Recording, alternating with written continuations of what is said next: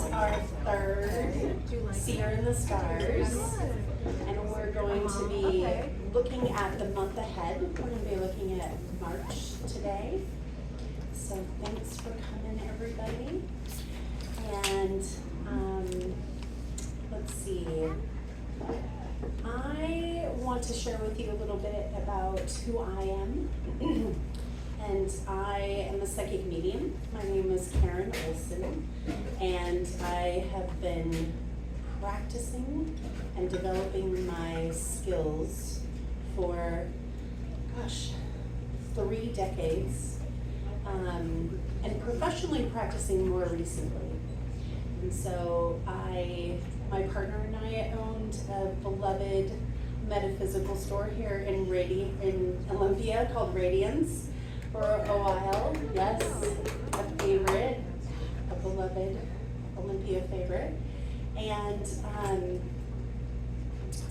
I have been dedicating the last 5 years to doing psychic work and spiritual coaching.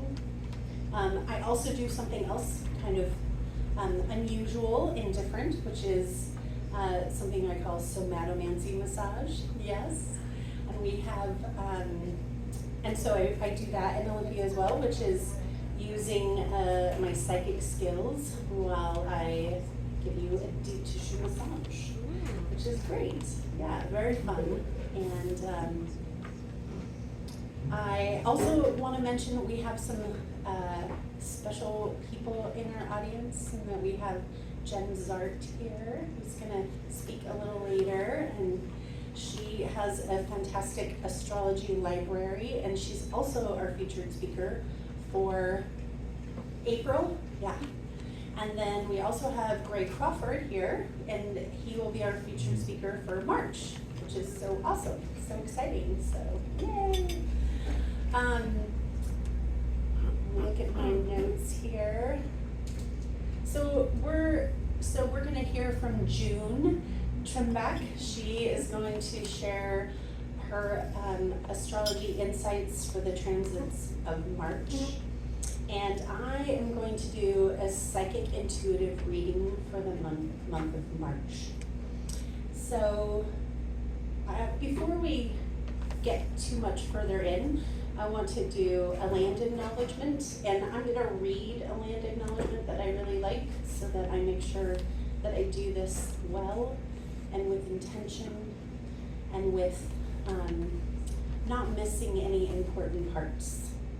So I honor the indigenous peoples whose traditional and ancestral homelands on which I live, work, and play, the Nisqually, the Squaxin, and other Coast Salish peoples. I thank these descendants of these tribes for being the original stewards and protectors of these lands. I acknowledge the systemic policies of genocide, relocation, and assimilation that still impact many Indigenous and Native American people today. I am honored to be a guest upon these lands. This acknowledgement does not take the place of authentic relationships with Indigenous communities, but serves as a first step in honoring the land I am on. And I invite you to connect with the native lands on which you currently occupy as well. And in Olympia, we have a really amazing nonprofit group called Learning Right Relations, which is a community of people who are working towards, they invite Indigenous folks to come in and share with them how to be in good relationship with the Indigenous people of this area. And so I encourage you to connect with Learning Right Relations if you are interested in that. And let me see, what else do I have on my list here? So when my partner and I left Radiance, I started a Moon Hill Mystery School. And we started on February, or we opened officially, like the paperwork was signed on February 2nd of 2020, which felt really fun because it was a bunch of twos. And Moon Hill Mystery School, I say is a Earth-Based School of Enlightenment, but that feels like such a lofty goal. Like that feels like such a big thing to say. But our intention is to help people develop their own connection to the land. And we have an animist framework and a mysticism framework and an eco-psychology framework. And those are the kind of guiding beacons for Moon Hill Mercer School. And I am so excited to be offering this Seer in the Stars every month. Many years ago, we had an event here called Plants and Planets, and our other special guest tonight is Rosie Finn, who is selling her books, if anyone wants to connect with Rosie about her new book. And if you have purchased her book and you have read it and you'd like to do an Amazon review, that would be super appreciated. And so it feels, this Seer in the Stars feels very reminiscent to the Plants and Planets work that they did. And so I'm just so excited and grateful to be part of this new generation of astrology for Olympia, and I'm honored to be able to do the intuitive work, and I'm grateful that you're all here. So, let's see if there's anything else. I guess in the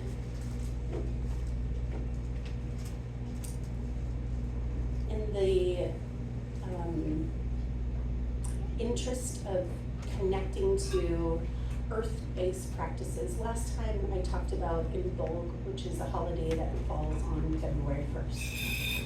And right now we are in the in-between stage between Imbolc and spring equinox, which is on March 21st.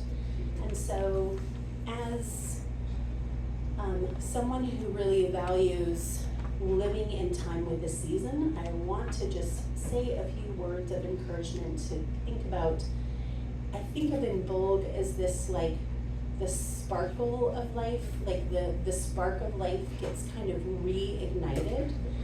And with winter, should be, our animal bodies prefer it to be a time of rest and quiet and slow down and composting. It's the time when we are putting things down and resting.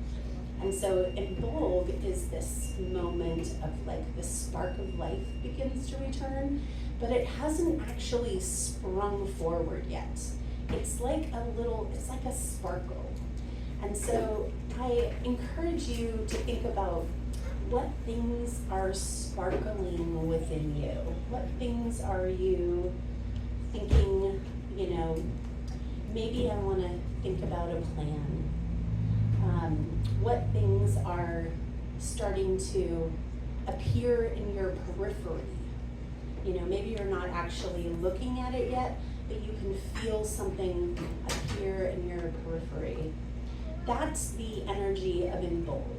And so as we are heading towards March and the spring equinox, that time is when the kind of greenery bursts forth from the earth. And so that's that actual action, is spring equinox. So we're heading towards that action. And so I'd love to just encourage you to be thinking about what things are sparkling within you and what things might you make plans for. So we're not quite in the action place, but that's where we're headed if we think about the seasonal, being in time with Earth and working with the seasonal practices. So let's jump in for the next piece. So we're gonna do a little somatic awareness piece. So I would love for you to take a deep breath if that feels good. Feel free to put both feet on the ground if that feels comfortable. Adjust yourself as you like to notice the full weight of your body on your stance.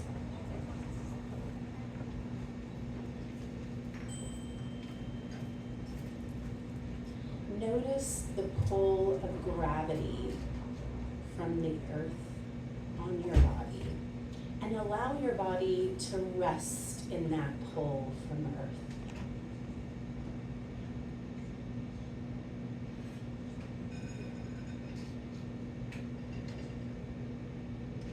Allow yourself to come home to your vessel. Allow the parts and pieces of you that may have gotten lost along the way or left behind. Allow any of those parts that are available to return to your center.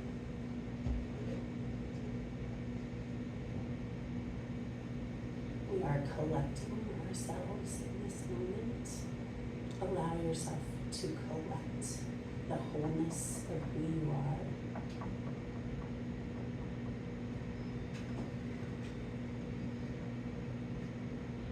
Next, I want you to connect through your upper body to the stars and the planets.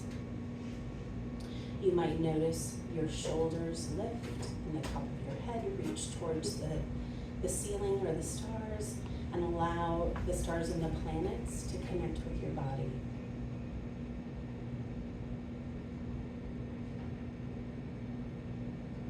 Maintaining that connection to Earth, find the place in your body where the stars and the earth meet, which is typically someplace between your belly button and your heart. And just notice where that connection is. And know that you are a manifestation of the earth and the stars.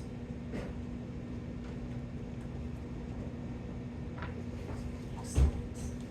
You all did a great job there.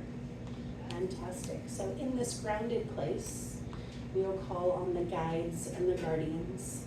I call on my ancestors who know this work and do this work.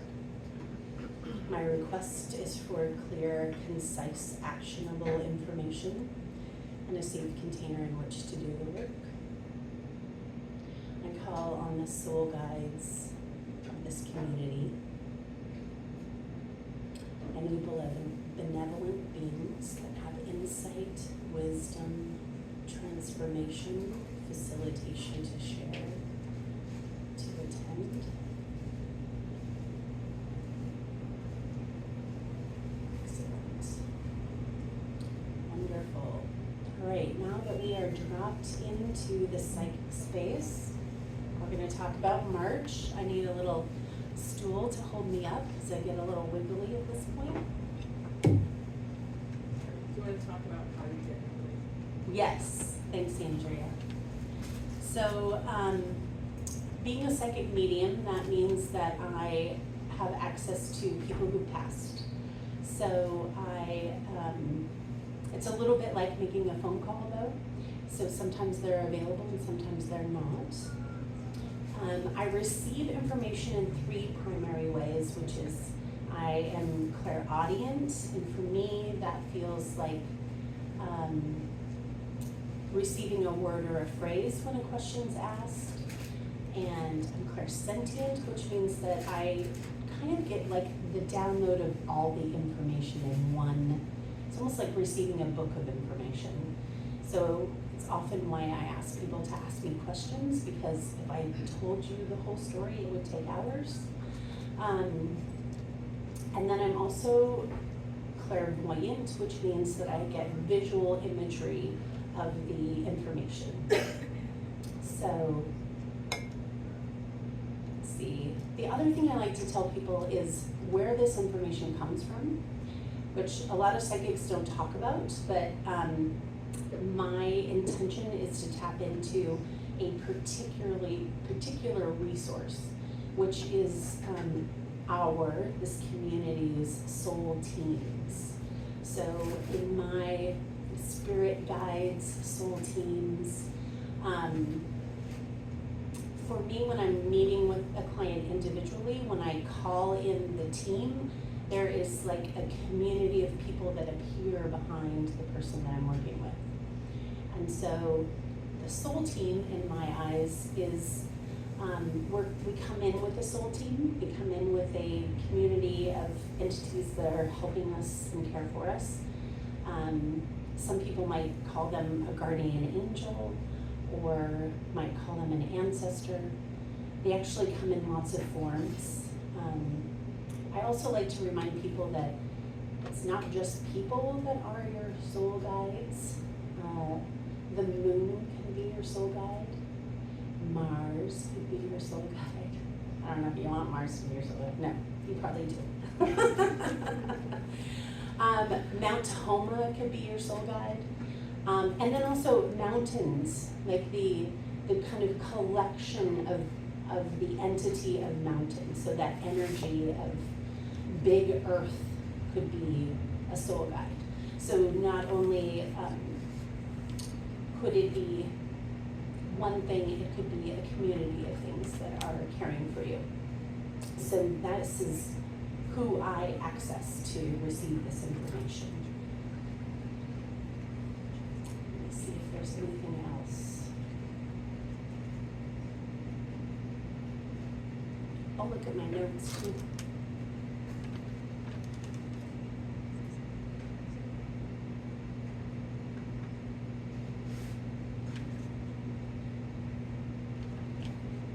Your notes are not a script though, this all comes organically. Yes, so thank you. Andrew's helped me tonight and I appreciate that. One of the things that I like to tell this crowd of people is that I have been studying astrology with Rosie, and I do psychic readings and I also do astrology readings, but I have intentionally not looked at the transits for March so that I am not influenced by that information for the psychic intuitive portion of this. And I don't tap into that information in advance, so when we drop into that space, I'm receiving this information in real time. So the other piece too is that it often comes in, it comes in forms of, oh gosh, how do I say that? It's not direct, it's not distinct information. It comes in as imagery and as it needs to be interpreted. And so as we drop into this next piece, I'm going to be describing the imagery or the words or the information that I receive about the coming month. And this kind of work is new to me, and so it changes a little bit with each session that we do as the team, because I think of like the soul team as also assisting and helping, help me do it differently and also grow the way that this happens. So, you know, thousands of years ago, people gathered by a fire in a hut with a community, and they would listen to someone share information that was received in a different format from a different place, because we didn't have the internet, and we didn't have newspapers, and we didn't have television, so astrologers and psychics were really common many years ago. So we're rediscovering some ways of being and ways of connecting now. All right, is there anything else? Did I hit all the pieces? Rock on. Okay. Thank you. Get to it. Yeah, I get a little ungrounded. That's one of the reasons I have to lean on this stool, because it's a lot of ethereal information. So we're going to drop into the month of March. So the first bit of time that they want to talk about is March 1st, 2nd, and 3rd. And the imagery that I get for this time period looks like a waterfall. So it looks like a lot of water, which we can interpret as literal rain or flooding, but it also could be the energetic quality of water, which is more emotional. And so the first 3 days of March feel very watery. So the next section of time is March 4th, 5th, 6th, and 7th. This is interesting because they're showing me like rocks for this one. And again, I would interpret that as maybe grounding. Looks like a big boulder. So that could be a time to be aware of maybe feeling stuck or feeling like things are heavy in your world. So it's a stuck feeling. So there's a sense of feeling stuck or like you can't make forward movement.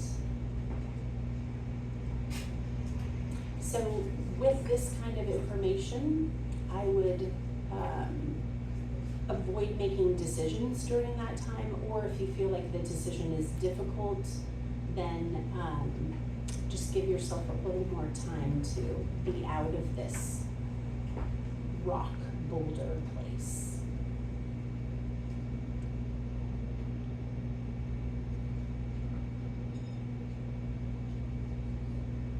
I was just asking, like, is this between a rock and a hard place? Is that what I'm getting here? And it has that energy, it has that signature of between a rock and a hard place.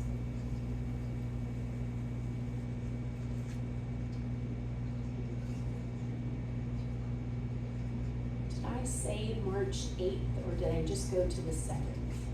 7th. Okay. It's like I have to hold on to the dates in the ethers. So the 8th and 9th.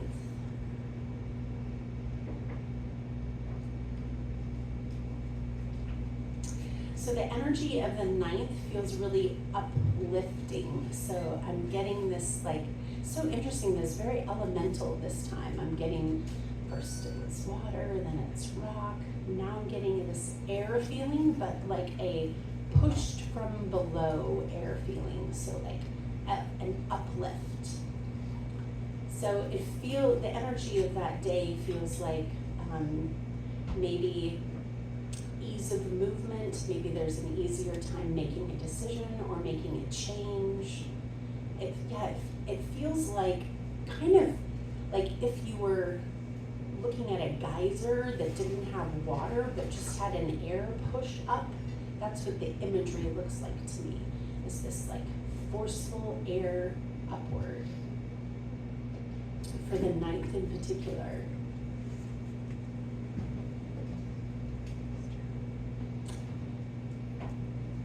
March 10th through the 15th.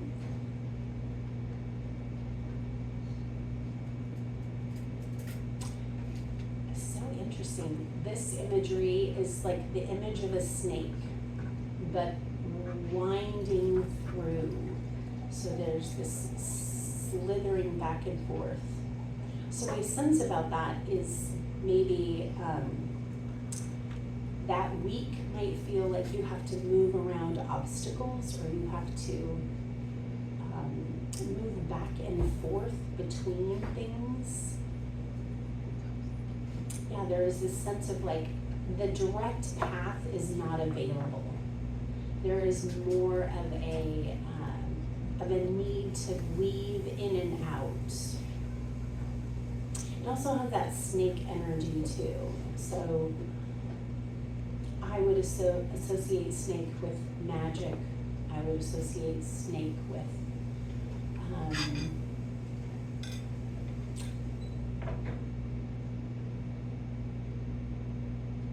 yeah, there is this like dodge feel too of that week. Like you might have to be dodging some you might have to be dodging negative outcomes. So paying attention to they're giving me this very much of an Aikido feel of like stepping out of the way of tragedy or of things that are going wrong, like just stepping out of the way, like there's that option to not be impacted. You can just step aside and let the catastrophe go by you. That snake energy moving in and out of weaving in and out. There is a sense too of like, again, decision making might be difficult because it might not be clear, there may not be a clear path.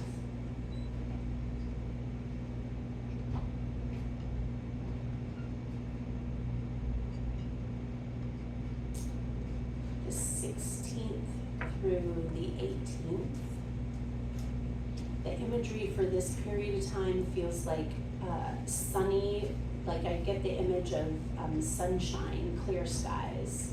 So it feels like the path is cleared, forward movement is available. It feels also optimistic, bright and sunny, like things are available, options are available, movement is available, change is accessible. Yeah, they're kind of referencing back to the week before. There's like too many things that you have to dodge, so it's hard to make change.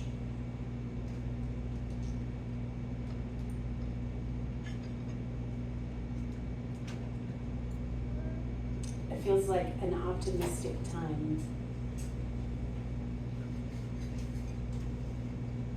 There is this like lift feel of like, we can do it kind of feeling.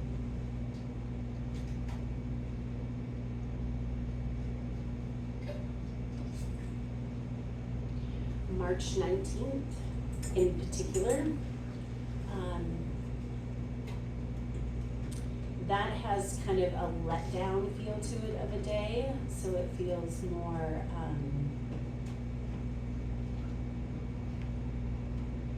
there's a grounded sense to it, but again, there's this stagnation feeling of maybe lack of movement or an inability to. It feels like a little bit of a letdown from those 3 previous days. Like those 3 previous days feel very exciting and optimistic and sunshiny, and then there's a little bit of a loop drop down. Feels less accessible. Kind of feels like a hangover too. So it has a little bit of a hangover feel. It feels like an optimism hangover.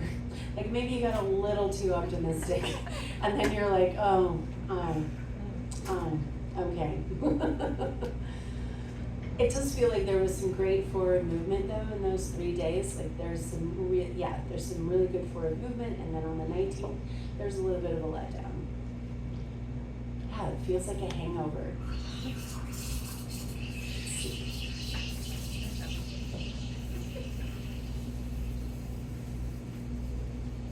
That's really funny. I don't always connect to what's happening in the outside world when I'm talking about these dates. But when I asked about March 20th, they're like, it's the next Seer in the Stars. And so it feels like this reconnection of community. It feels like a time for people to come together again. Kind of feels like a party. It feels like revisiting or reconnecting or re-coming together on March 20th.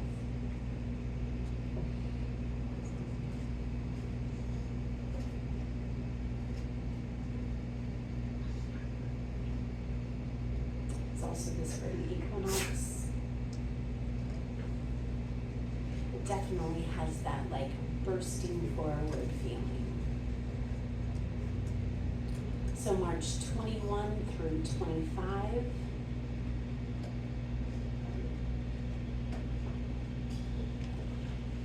So they say plant your seeds. So this is one of those moments where most of the other information I was receiving was visually perceived, but this was more like concept, like plant your seeds. So this feels like both metaphorical and physical. Like it's a great period to plant your seeds. I don't remember where the moon is?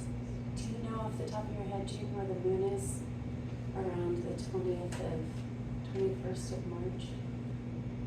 Probably in between the full and the dark moon. Typically, Yeah. if you're planting gardens, we don't do that on a new moon cycle. So, yeah, that 21st through the 25th feels like plant your seeds. So again, that feels like planning, it also has an optimism feel to it. It feels like make the plans.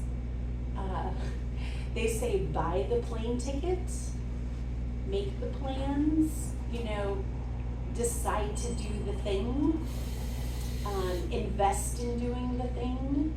That's the other feeling of like planting the seeds. Yeah, it definitely has an invest in your future feeling. It has a moving forward.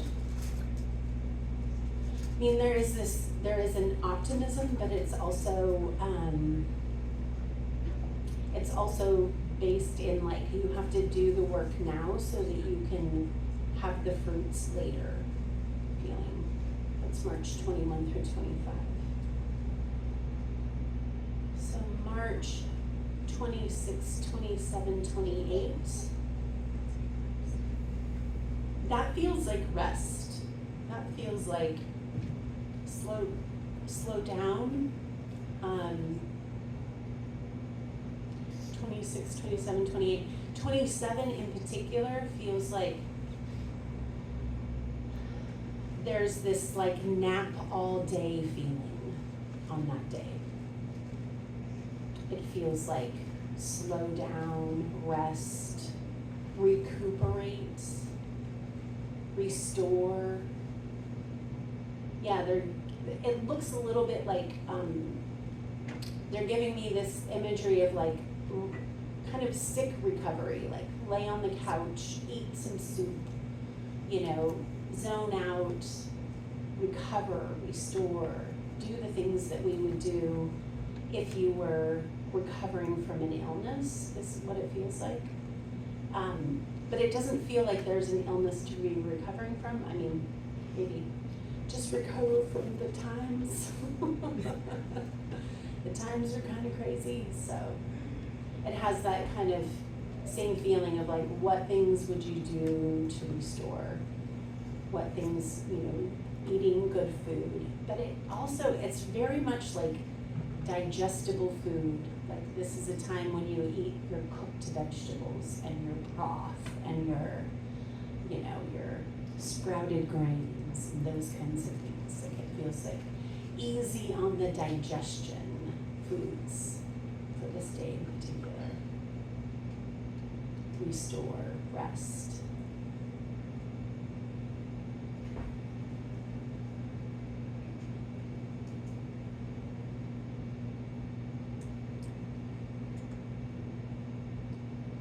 $29, $30, $31.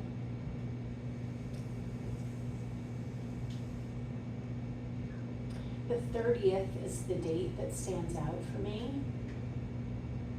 And that's interesting, they're going back to that waterfall imagery that I was seeing at the beginning of the month, which feels, again, like could be physical water, like we could get a lot of rain, or it also feels like it could be the watery, emotional deluge. Like it feels like a deluge of water. It really looks like a waterfall falling on you on March 30th. So you also get this feeling of like maybe being mindful that you might be overwhelmed by emotions on that day. So just being mindful of the impact of that if you are overwhelmed by emotions on that day.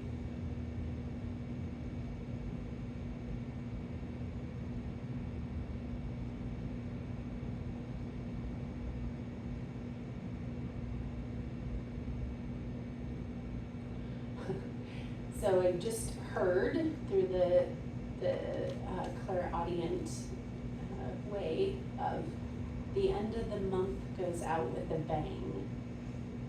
So the energy of that though feels not, like it feels like a kind of like a shot, like being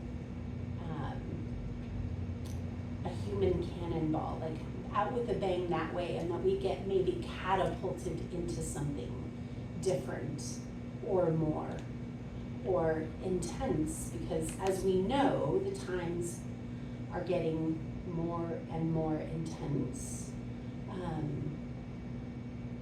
And that is the trajectory we do know from an astrological standpoint. Like we've said many times in these that Rosie's been talking about this for 20 years. Like this is the time of intensity. So yeah, the end of March feels a little bit like getting shot out of a human cannon.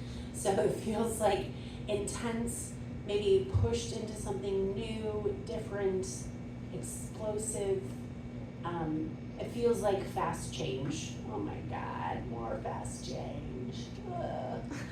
So yeah, it feels like fast change, like the end of March into the beginning of April. It almost feels like some of that, I think,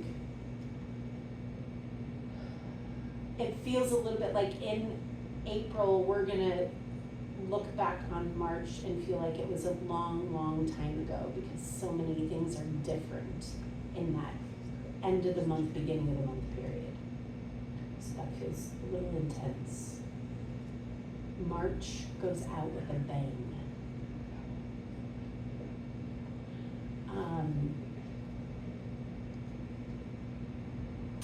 The other pieces that I get from, this feels like just advice for the times, which is rest when you can, restore when you can, titrate the things that activate you and overwhelm you, because the times are long. This is a long period of time that we're living through. And just remembering to do those self-care pieces about continuing to keep your nervous system in regulation and noticing when you're out of regulation and taking the steps that you need to take to get back into regulation. So I feel like that, we talked about that a little bit last time too, of just like being mindful of your own nervous system regulation. And that serves not only you, but it serves your community, because we know that we co-regulate our nervous systems. So the people that we're around, we vibrate with them. So when we're better regulated, the people around us can be better regulated. So it's not just self-care, but it's also community care, to be mindful of your own nervous system regulation. So that feels like the whole of the information that I have to share. Let me just drop in one more moment and see if there's anything else that feels pertinent.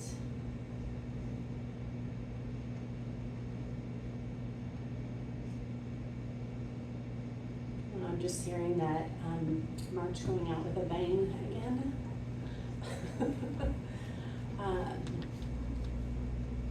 And that sense, just this sense of co-regulation, of being mindful of your nervous system regulation. So thank you for your time. And I am going to pass the microphone to June, but I want to introduce June and give you a little information about our dear friend June. So June is an astrologer and an artist with a background in neo-animist ceremony.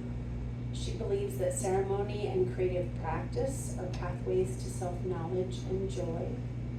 Her astrology practice draws from traditional roots, but she practices to modern psychological ends.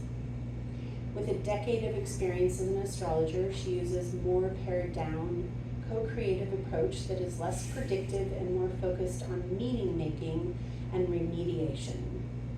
As an animist, she encourages that the heavenly lights exist within and around us, and through the practice of astrology, we enter into a world imbued with spirit and compassion.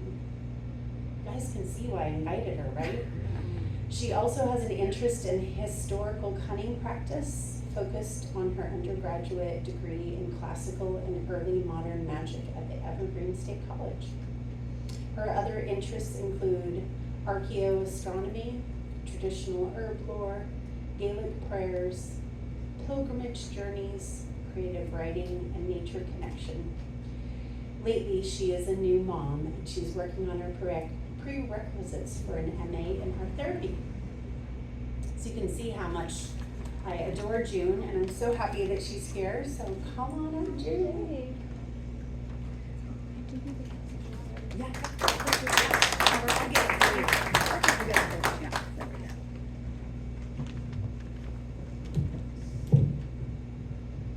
Okay.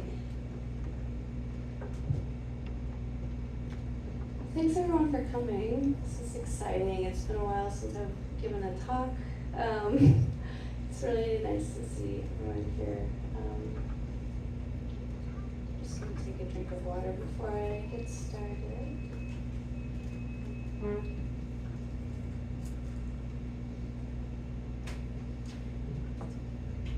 and also maybe you can just mention that we'll do a little question and answer at the end if we have time.